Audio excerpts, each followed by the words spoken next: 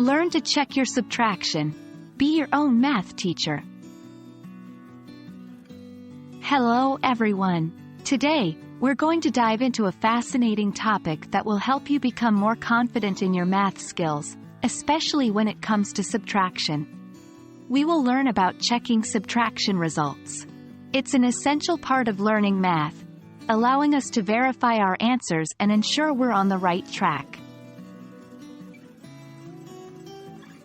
We always want to make sure our answers are correct.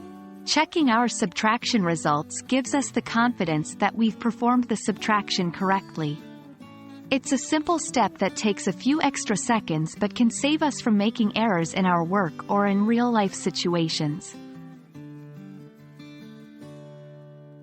In mathematics, an inverse operation is an operation that undoes the effect of another operation. In the case of subtraction, the inverse operation is addition. That means if we subtract a number from another number, we can add the same number back to check our result. It's like taking a step forward and then taking a step back to return to your original position.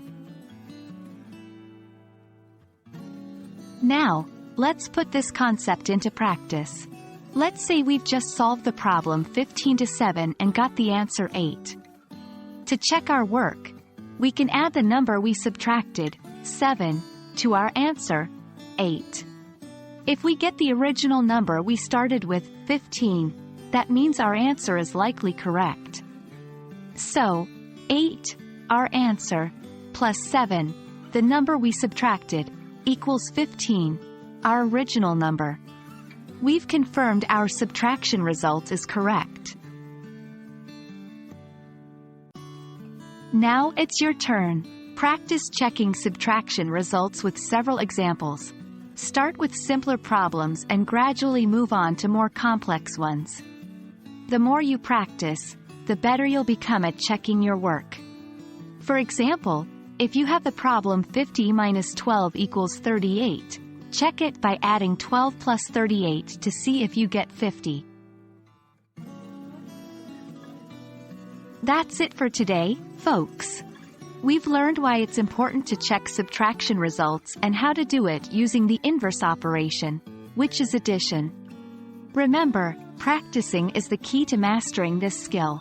So don't forget to try out some subtraction problems and check your answers.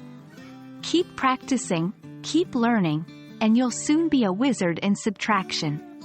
We hope you found this video helpful. Until next time, happy studying!